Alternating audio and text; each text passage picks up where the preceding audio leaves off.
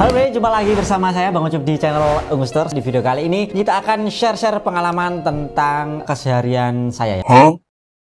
Nanti kita akan bicara soal perangkat yang ada di PC kita, karena kalau kita bicara soal PC mungkin saya sering menemui trouble-trouble tentang komputer di keseharian ya teman-teman. Apakah semakin mahal barang yang kita beli akan semakin lebih awet? Nah, mungkin ini bisa menjadi pertanyaan untuk kalian yang mau beli part, entah itu motherboard, power supply ataupun part-part yang lain yang ada di komputer. Nah, ceritanya kemarin ada teman saya yang datang dari Jepara, sudah merakit PC, dan untuk rakitan PC-nya sendiri ini umurnya ya kurang lebih sekitar 1 tahun, dan tiba-tiba kemarin untuk komputernya sendiri waktu dinyalakan mau dipakai ini tiba-tiba mati. Dan singkat cerita, untuk komputernya sendiri ini dibawa ke tempat kita, tetapi saya sarankan untuk tidak membawa semua, hanya membawa untuk komponen yang paling penting, yaitu ada motherboard, prosesor, dan juga RAM. Dan untuk motherboardnya yang dia pakai di sini adalah motherboard dari Asus, yaitu Asus TUF Gaming B450, serta untuk prosesornya sendiri dia pakai kemarin itu Ryzen 5 5600. Dan setelah saya cek-cek untuk kondisi komputernya ataupun motherboardnya, saya cek menggunakan beberapa power supply, tetapi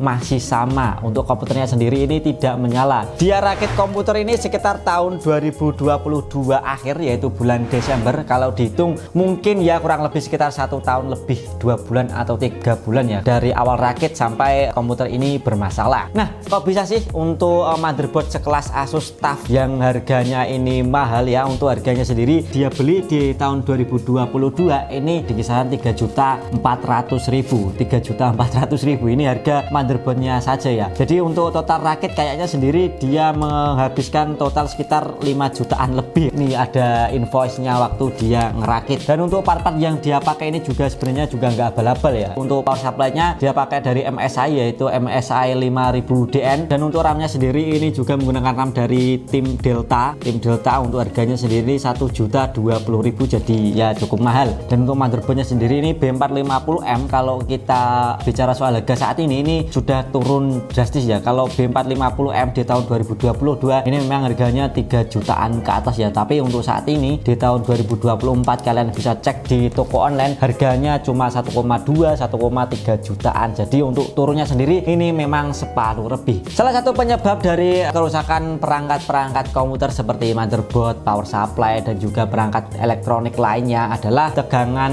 dan juga suplai listrik yang tidak stabil. Jadi ini adalah permasalahannya. Tegangan serta suplai listrik yang tidak stabil ini dapat menyebabkan kerusakan pada motherboard, tidak memperoleh suplai listrik yang secara optimal, dan ini tidak dapat menjalankan sistem komputer dengan baik. Hal ini kemudian dapat menyebabkan motherboard mengalami kerusakan dan juga terbakar apabila suplai dan juga tegangan listrik ini terlalu besar. Dan ini ada kaitannya dengan kualitas PSU yang kita pakai, karena power supply juga memberikan input listrik ke semua komponen komputer seperti hanya motherboard, graphic card, SSD, entah itu hard disk, juga ini semua disuplai dari power supply. Dan untuk power supply yang dia pakai ini ternyata nggak abal-abal ya, dari MSI 5000DN. Kalau kita bicara soal harga ini, harganya ya cukup mahal, kisaran 500 ribuan ke atas. Dan untuk power supply sendiri ini juga memiliki fungsi yang sangat kompleks ya. Yang pertama adalah power supply ini berfungsi untuk mengkonversi antara arus AC ke arus DC, yang mana untuk suplainya sendiri ini dia menyuplai ke motherboard, ke graphic card, ke SSD, dan juga ke komponen-komponen lainnya. Dan yang kedua adalah dia berfungsi untuk pemberian tegangan,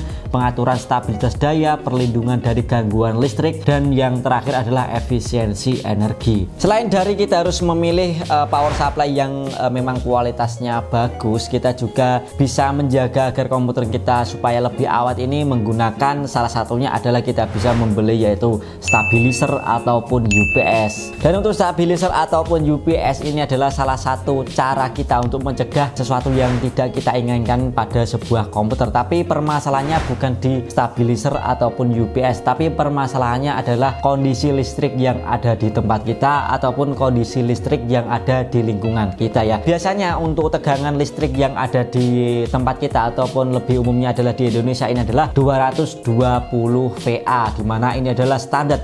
Tetapi pada prakteknya ini enggak semua sama ya. Jadi Jadi setiap rumah biasanya untuk tegangannya ini berbeda-beda. Biasanya ada yang 230, ada yang 200, ada juga yang 190, bahkan ada yang drop sampai 180. Salah satu penyebabnya adalah jarak rumah kita kepada trafo yang ada di PLN ya, salah satu contohnya. Misalkan dalam satu trafo ini dibuat menyuplai 30 sampai 40 rumah, dan biasanya rumah yang paling ujung ataupun rumah yang paling akhir ini sering drop karena pemakaian yang bersamaan ya. Biasanya untuk rumah yang paling akhir ini dapatnya 180 ataupun 190 pada waktu malam hari. Lalu apa solusinya supaya kita bisa menjaga komputer kita lebih awet ya? Salah satu contohnya adalah kita cek dulu untuk konsumsi komputer kita ya. Jadi kita harus mengukur berapa sih konsumsi komputer kita waktu kita nyalakan. Dan solusi yang kedua adalah kita bisa mengecek untuk instalasi listrik yang ada di tempat kita ya. Biasanya untuk instalasi listriknya kan kita harus diperhatikan apakah ada kabel yang terkelupas ataupun instalasinya yang kurang benar, karena biasanya untuk kabel yang terkelupas ini bisa mengakibatkan kebocoran arus dan juga bisa mengakibatkan juga untuk listrik yang ada di rumah kita ini tidak stabil.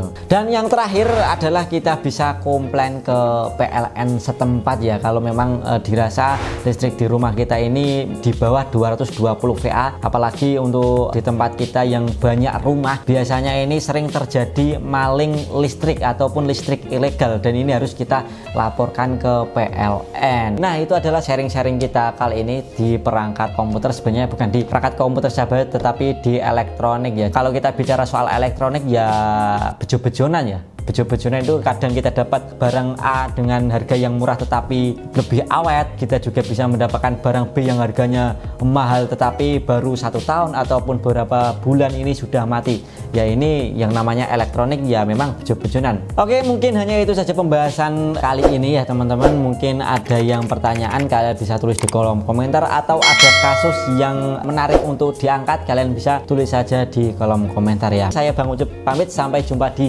video selanjutnya.